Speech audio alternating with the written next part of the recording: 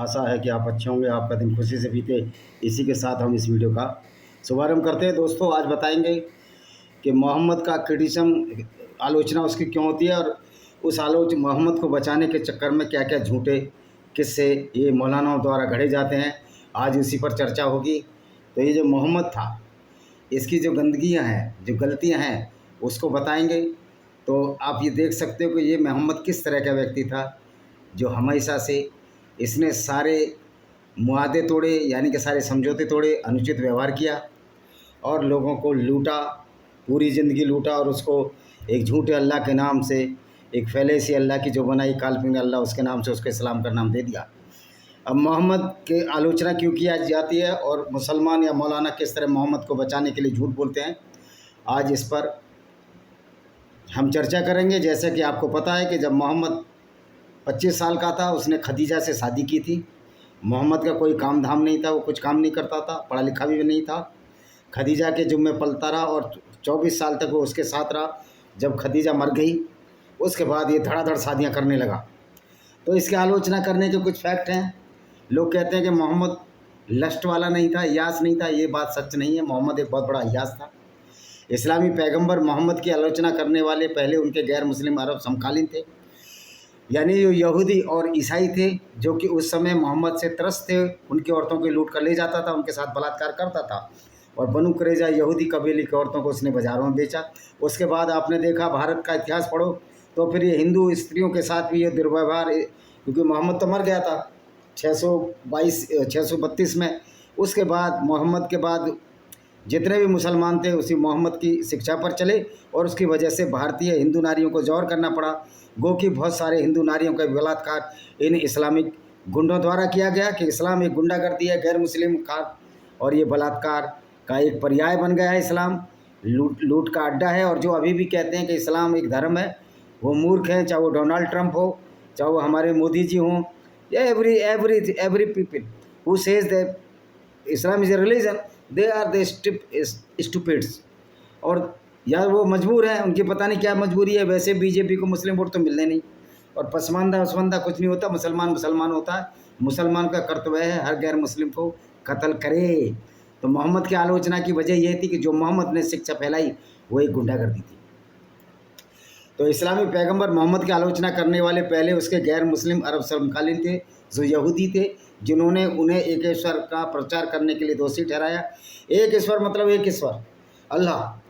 लेकिन मोहम्मद, ये बात भी गलत है कि इस्लाम एक ईश्वरवाद है, सिर्फ अल्लाह को मानते हैं।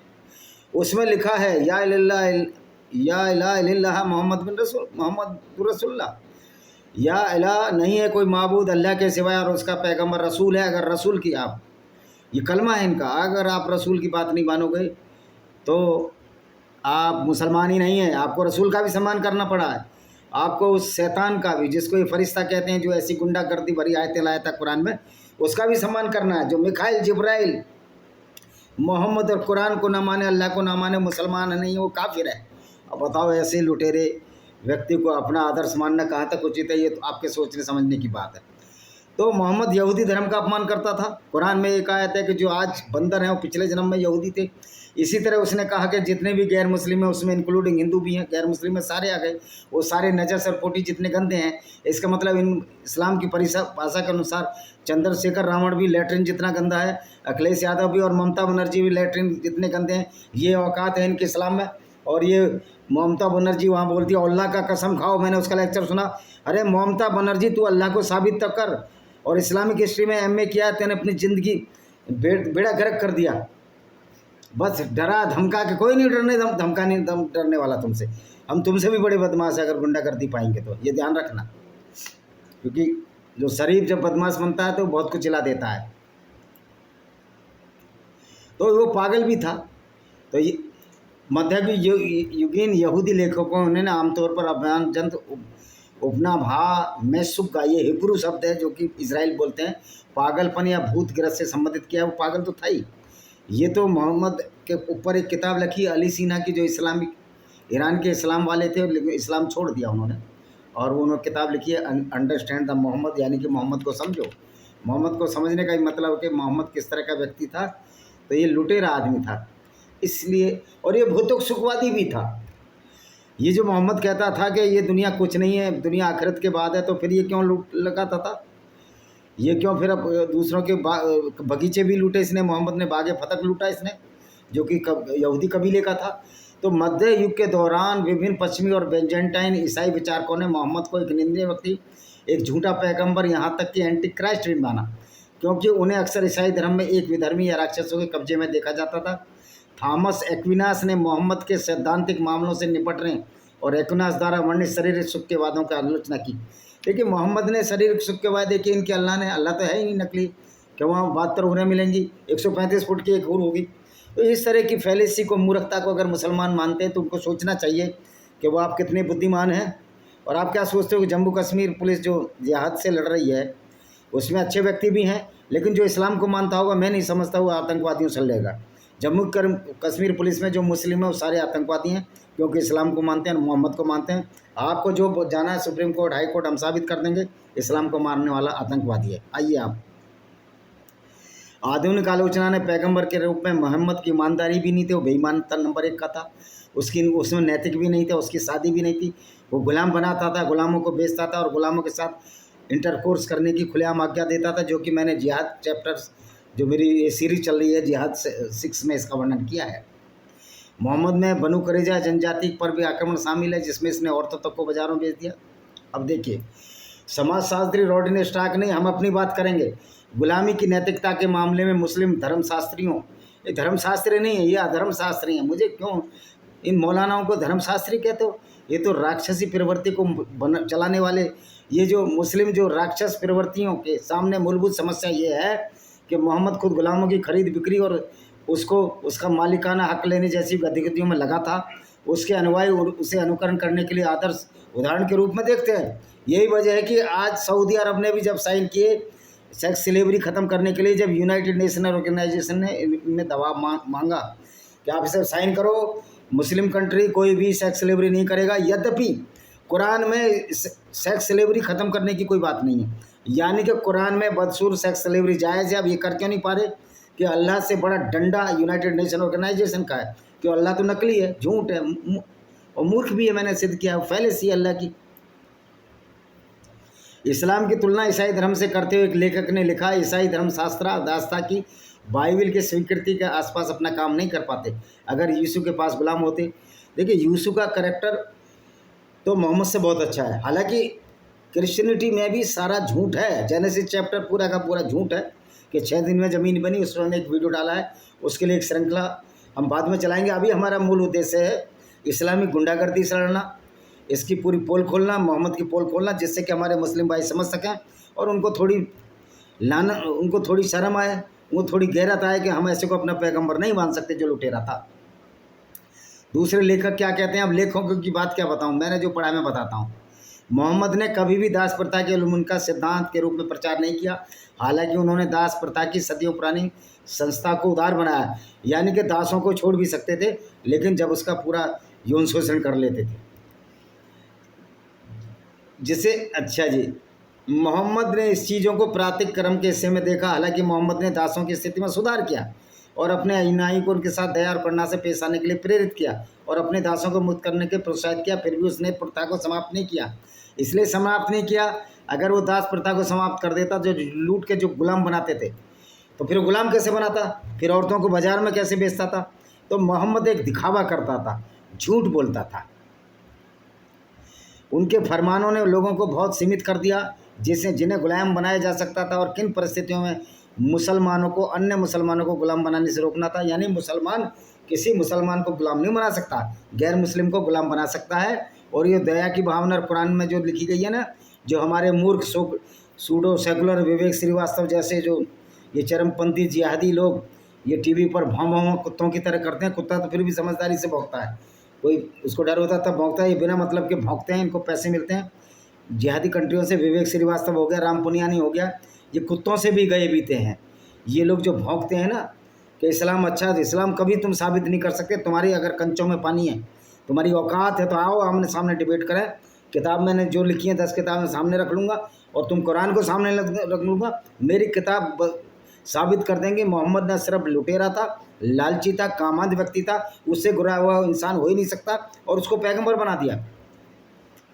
मोहम्मद अपने साथियों अबू बकर, उस्मान जो तीसरा खलीफा था, को गुलामों को मुक्त करने खरीदने के लिए बेचते थे। इस्लाम में कई शुरुआत धर्मांतरिक लोग गरीब और बिलाल इबन रवा अल अवासी जैसे पूर्व गुलाम थे। बिलाल वही था जो मस्जिद में पहले मुअज्जिन बना, और जब मोहम्मद मर गया तो उसने भी तौबा कर ली, क्योंकि गुंडागर्दी कर गया पूरी ज़िंदगी में।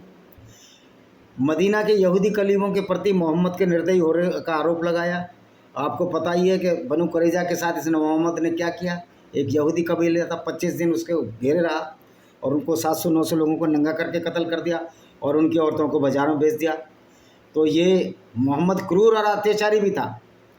तो मोहम्मद क्रूर और अत्याचारी था, और ये इसको रहमान रहीम कहते हैं कि बड़ा ही दयालु था। तो ये भाई, ये तो तुम्हारी अपनी है, आप कुछ भी बोल लो अपने आप को। दाऊद इब्राहिम भी अपने आप को गुंडा तस्कर नहीं कहेगा, छोटा शकील भी गुंडा तस्कर नहीं कहेगा, डीपी यादव भी अपने को बहुत शरीफ बनता है, जो मेरे गांव के पास ही का है, सरफाबाद का, और मेरे गांव से 20-25 किलोमीटर दूर होगा, रहता है गाजियाबाद में या दिल्ली रहता है। वो भी कहता है मैं बहुत शरीफ हूँ, मैं गुंडा नहीं हूँ। मैंने बचपन से देखा ये ज़मीन गिरने वाले लोग थे, ये शराब के व्यापार करने वाले लोग थे, हमारे विजयनगर के इलाके में बहुत आते थे, बहुत प्लॉट इन्होंने घेरे और गिरवाए। तो ये भी कहता है मैं बड़ा अच्छा आदमी हूँ जीटीवी पर आकर, लेकिन क्या है ये अच्छा आदमी? तो ऐसे अगर मुसलमान कहते हैं इस्लाम अच्छा है तो साबित तो करो अच्छा है। अगर पैगंबर लुटेरा और कातिल और बलात्कारी हो तो फिर किधर से इस्लाम अच्छा है? तो मदीना के यहूदी कलीसियों के प्रति मोहम्मद पर निर्दयी था ये कि मोहम्मद को राजनीतिक रूप से सुविधाजनक हत्याओं से कोई परहेज नहीं था। जब उन्हें यह फ़ायदेमंद लगा तो वादा तोड़ने से पीछे नहीं हटे, झूठ भी बोलता था ये, और उन लोगों के प्रति प्रतिशोध में लगा रहा जिसने उनका मजाक उड़ाया। इसमें काब बिन असराफ को इसने मरवाया, जो एक शायर था और मोहम्मद की धज्जियाँ उड़ाया करता था कि लुटेरा पैगंबर कैसे बन गया। बनु अफाक को मरवाया, जो 110 साल के शायर थे।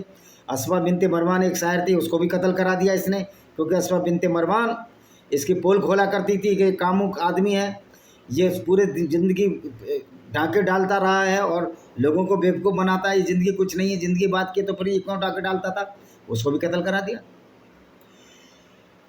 तो मोहम्मद का चरित्र का अगर आकलन करते हैं तो उस अपने दुश्मनों से निपटने में क्रूर और विश्वासघाती था। इसने काब बिन असराफ को झूठ बोलकर मरवाया, अपने 2 गुंडे भेजे इसने, मोहम्मद ने कह दिया बोल देना कि मोहम्मद से हमारी लड़ाई होगी। काब बिन असराफ के पास गए, उन्होंने कहा मोहम्मद से हमारी लड़ाई होगी। काब बिन असराफ एक कवि हृदय था, शायर था, उन्होंने पास में बैठाया, उसके बाल लंबे बाल थे, उसमें चमेली का तेल लगा हुआ था।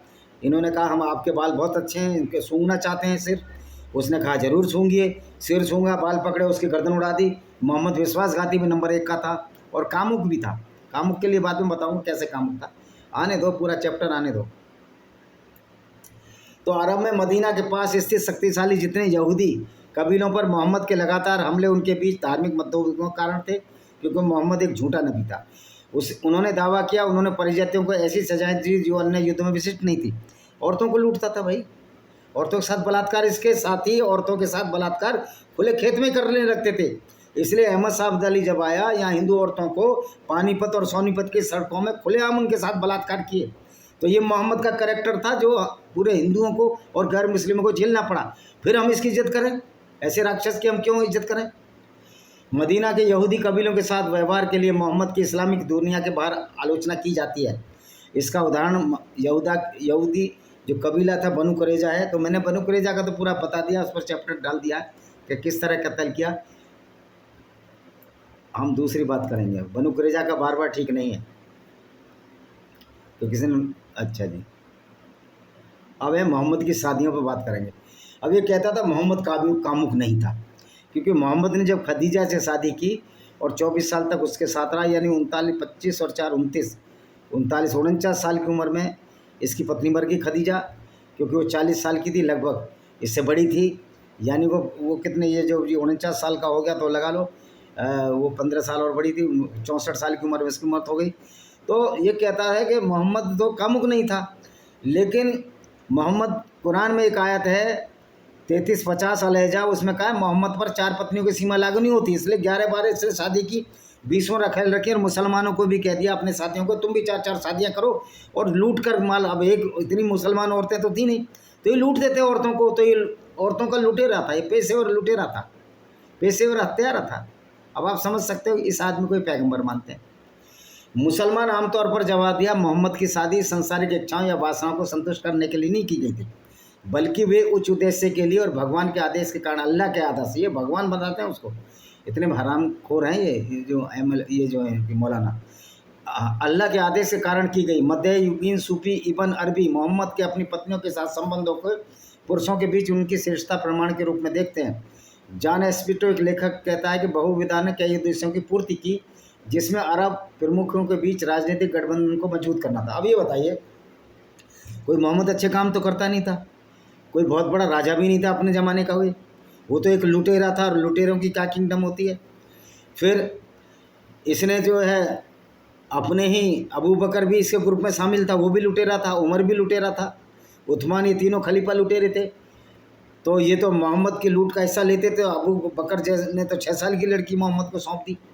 और रही कामुकता की बात, एक बार जो जैनब थी, कामुकता के 2 उदाहरण जैनब के बारे में बताऊंगा। जैनब जो इसके दत्तक पुत्र जैद बिन हरित की पत्नी थी, जिसको खदीजा जो इसकी पहली पत्नी थी उसको गोद लिया था, अपने बेटे की तरह पाला और उसको अपना बेटा मानने लगा मोहम्मद।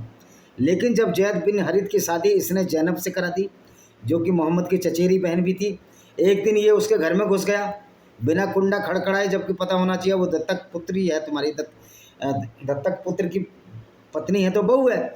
यह उसने नग्न अवस्था में देख लिया, ये कामुक हो गया। इसने एक आयत उतार दी कि मोहम्मद नहीं है किसी का बाप, यानी जो दत्तक पुत्र है वो मोहम्मद उसका बाप नहीं है। इसलिए जो आयशा है, जो उसकी दत्तक पुत्र की पत्नी है, वो उसकी बहू नहीं है, पुत्र वधू नहीं है।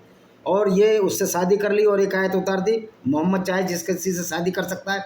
और इसी जैनब, इसकी कामुकता का एक और उदाहरण है, जब जैनब चमड़े का कपड़ा सी रही थी, मोहम्मद अपने साथियों के साथ मक्का में गप्पे हाँक रहा था, लूटने के बाद गप्पे हाँकता था, तो इसने एक औरत को जाते देखा, इसकी काम वासना जाग उठी।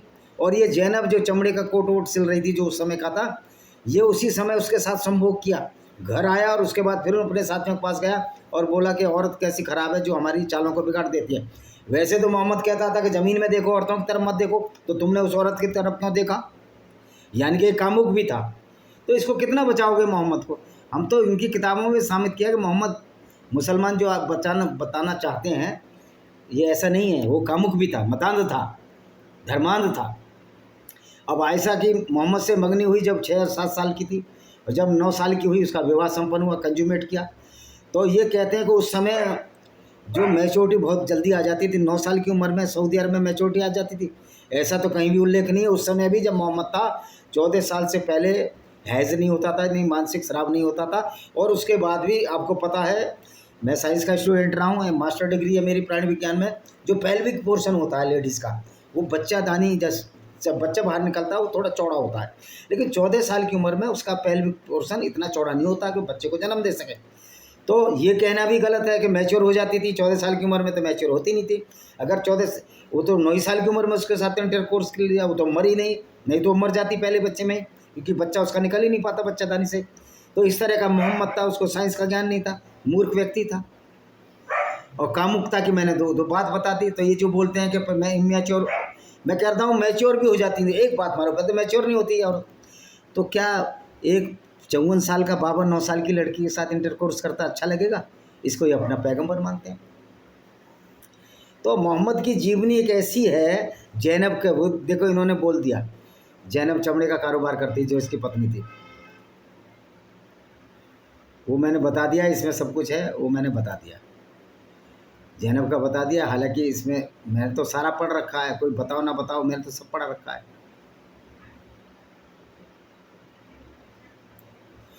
अब एक विलियम मॉन्टगमरी वाट के अनुसार जैनब खुद मोहम्मद से शादी करने के लिए काम कर रही थी और जैद से शादी करके खुश नहीं थी। ये बातें उनकी खटपट थी, लेकिन इसका तो कुछ मॉरल ड्यूटी थी। ये तो पुत्र वधू को कहता भाई लड़ो मत आपस में। वाट अल वकीदी द्वारा बताई कहानी पर भी संदेह जताते हैं और कहते हैं इसे थोड़े नमक के साथ लिया जाना चाहिए। वाट के अनुसार जैनब उस समय 35 या 38 साल की थी और अल वकीदी द्वारा शुरू में बताई गई कहानी, जिसमें उसने जैद की अनुपस्थिति के दौरान जैनब के साथ मोहम्मद की घटना का वर्णन किया था। यार वो छेड़छाड़ की थी, इसने वहाँ जाकर छेड़ दिया उसके अम्मा को। तो मजरुद्दीन सिद्दीकी के अनुसार जैनब को मोहम्मद की चचेरी बहन के रूप में जैनब ने जैद से शादी से पहले कई बार देखा था। सिद्दीकी कहते हैं मोहम्मद ने उसे पहले भी कई बार देखा था, लेकिन वह कभी उसकी शारीरिक सुंदरता पर आकर्षित इसलिए नहीं हुआ कि वहाँ पहले 8-10 थी, अन्यथा वह शादी कर लेता, बजाय इसके कि वह जोर देता उसे जैसे शादी करनी चाहिए। मोहम्मद स्वाले अवध की पुस्तक the whites of the messenger of Allah में उल्लेख किया गया है कि जैनब ने जुल कदा में हिजरी के 5 वर्ष के दौरान मोहम्मद से शादी की थी। अरे कब से शादी की, हमको क्या है, भाड़ में जाओ तुम, हम तो मोहम्मद का करैक्टर बता रहे हैं कि कैसा करैक्टर है। उसके बाद गोद लेना ही ख़त्म हो गया। जब मोहम्मद गोद लेने की प्रथा, गोद लेने वाला जब आप और लड़की को गोद ले लो और उससे जैसे 18 साल की होगी तुम शादी कर दोगे, तो इस्लाम में गोद लेने की प्रथा भी जब भी ख़त्म हो गई। इससे कितना नुकसान हुआ, सामाजिक नुकसान कितना हुआ। जो बेचारी यतीम लड़कियां थी उनको कोई गोद लेने को तैयार नहीं था, नहीं तो शादी कर लेते। गोद लेने में तो लड़की माननी पड़ती, इसलिए गोद ना लेकर गुलाम बनाए गए। और दूसरा देखो, मोहम्मद को मिर्गी भी आती थी। इसकी जो मनोवैज्ञानिक चिकित्सीय हालत थी, पागल था ये। मोहम्मद को मुर्गी के दौरे आते थे। ये 8वीं सदी के बेंजेटियन इतिहासकार थियोपेस्टस मिलता है, जिसने लिखा मोहम्मद की पत्नी इस बात से बहुत दुखी थी कि वह कुलीन वंश के होने के बावजूद ऐसे व्यक्ति से बंधी हुई थी जो न केवल गरीब था बल्कि मिर्गी से भी पीड़ित था। ये खदीजा जो पहली पत्नी थी। मध्य युग में मिर्गी से पीड़ित व्यक्ति की सामान्य धारणा यह थी कि वे एक अशुद्ध और लालियाज दुष्ट है जो शैतान के कब्जे में हो सकता है। अब शैतान वैतान को तो मैं नहीं मानता, लेकिन मोहम्मद से बड़ा कोई शैतान इस दुनिया में नहीं हुआ। वो मिर्गी के नाम पर जो भी किया हो, अगर मुर्गी आती थी तो उसको मानसिक चिकित्सा की जरूरत थी। अगर उस समय मानसिक चिकित्सा नहीं थी, अस्पताल नहीं थे, तो उसको पैगंबर मानना छोड़ दो। मतलब ये अजीब तरह का आदमी था। तो भाई ये तो बहुत लंबा वीडियो हो जाएगा, अब मैं इस वीडियो को यहीं विराम देता हूँ। वंदे मातरम, जय हिंद, आपका दिन शुभ हो। ठीक है जी, काम खत्म हो गया। मेरी किताब जरूर खरीदीजिए, blender of ब्लेस्फेमी bye Vijay Kumar Pal. अभी नई नई मार्केट में आई है, उसकी 4000 कॉपियाँ बिक चुकी हैं। आप खरीदिए। आप खरीदोगे तो हम चैरिटी करेंगे उन लोगों के लिए जो एक्स मुस्लिम हैं, जो गरीब हैं, या जिनको मौत की धमकियाँ मिल रही हैं। उनकी सुरक्षा के लिए भी हम अपनी एक सेना खड़ी करनी है और उसको डेमोक्रेटिक सेटअप में इंडिया में ही चलाना है, पूरी दुनिया में चलाना है।